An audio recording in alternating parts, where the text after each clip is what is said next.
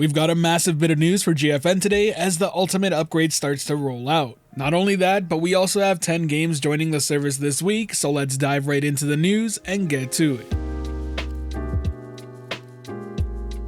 To kick things off, let's talk about the 4080 SuperPods, which have begun to roll out. As it was stated when these were announced at CES, the 4080 SuperPods would begin to roll out Q1 this year. I'm more than happy to report that's starting today. If you're subscribed to the Ultimate tier and happen to live around San Jose, Los Angeles, Dallas, or Frankfurt, Germany, you'll be the first to experience these new SuperPods. But if you happen to find yourself in a position like me and don't live around those areas, don't fret, they will be rolling out servers quite often. In fact, each week you'll be able to come and check out the GFN Thursday news as they'll be spotlighting the newest cities with upgraded servers. So if you're interested in keeping up with what cities go live when, be sure to hit that subscribe button as I'll be sure to cover it as soon as the news drops. Now for those of you lucky enough to enjoy a 4080 SuperPod, you can expect streaming at up to 240 FPS with nvidia reflex, up to 4K 120 FPS support with DLSS 3 and RTX on, as well as ultrawide support at up to 3840 by 1600 resolution at 120 FPS. Now for the people who don't live near one of those cities, there is an actual update that you can take advantage of.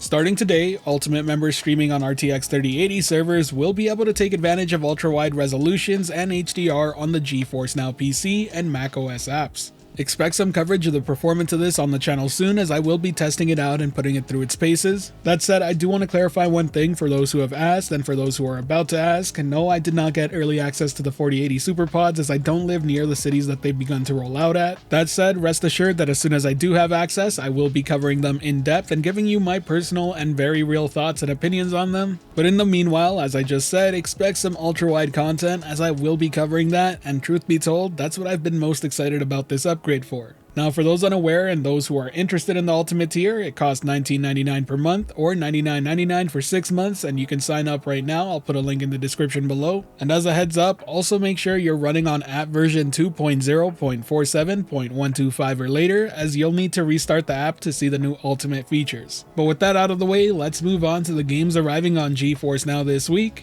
starting with Surviving the Abyss, which is a brand new release you can pick up over on Steam.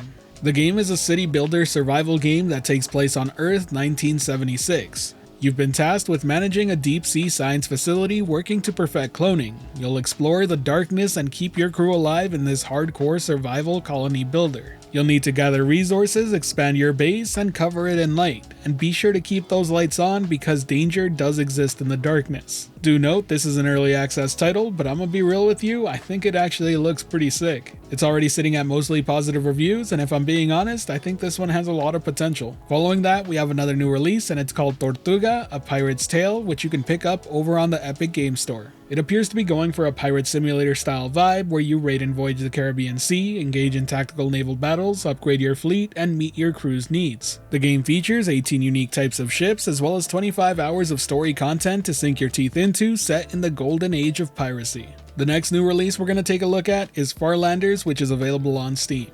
In it, you'll get to terraform, strategize, and construct a Martian colony in this retro-inspired turn-based city builder. You'll create comfortable living standards for your citizens, research alien artifacts, and uncover the secrets of the Red Planet. While the game definitely gives off Factorio vibes due to its visual art style, from reading reviews it actually seems to be a bit of a puzzle game. Up next is Absolute Drift, which you can pick up over on Steam. This racing game's all about drifting and becoming a master at the art of drifting. It plays in a top-down perspective, and you have 3 game modes to look forward to: Driftkana, Drifting, and Mountain Drifting, with over 34 levels. There's also 5 free roaming areas, each with unique levels and themes, from airports and docks to a floating metropolis.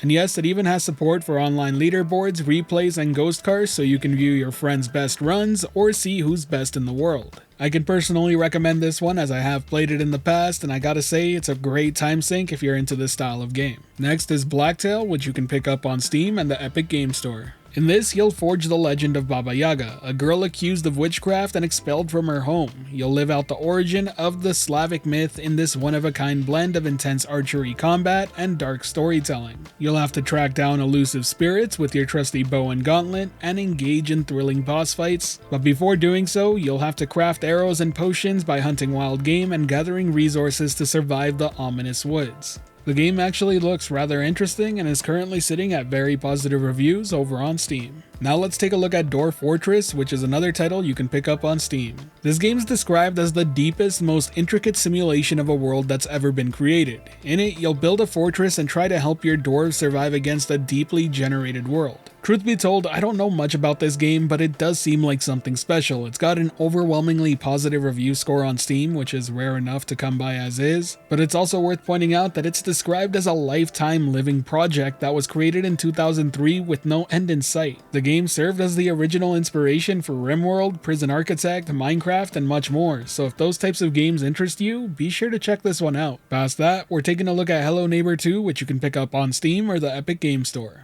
This franchise is actually surprisingly big, and it welcomes you back to the eerie town of Ravenbrooks. You'll be playing as a journalist investigating the bizarre events of the original Hello Neighbor, uncovering a larger mystery, sneaking into your creepy neighbors' houses to dig up the truth. The game did implement some very interesting AI-driven changes for all its inhabitants. From my understanding, they're supposed to learn based on how you play so then they can keep up with you. The game did have some mixed reception at launch due to this AI, but from my understanding, the latest patch that just dropped definitely improved it quite a lot. Now let's take a look at Nebula's Fleet Command, which you can pick up over on Steam. In this, you'll get to take command of your hand-tailored fleet of space warships and use realistic radar, electronic warfare, and advanced movement controls in a 3D space. Precision targeting, outmaneuvering, and outwitting your opponents in this simulation-heavy tactical space game is very important. Do note that the game is in early access, but it is getting very positive reception on Steam. Just be wary, the game is very in-depth, tactical, and also very difficult. The game is real-time strategy, so there is no pause during gameplay. The last game we're going to be taking a look at this week is Shadow Tactics: Aiko's Choice, which is a standalone add-on for Shadow Tactics: Blade of the Shogun. This expansion features 3 fully fledged main missions and doesn't require a copy of Shadow Tactics: Blades of the Shogun to play. Aiko's former sensei, the cunning spy master Lady Chiyo, reappears from the shadows to challenge her. Together with her deadly companions, she sets out to hunt down the ghosts of her past.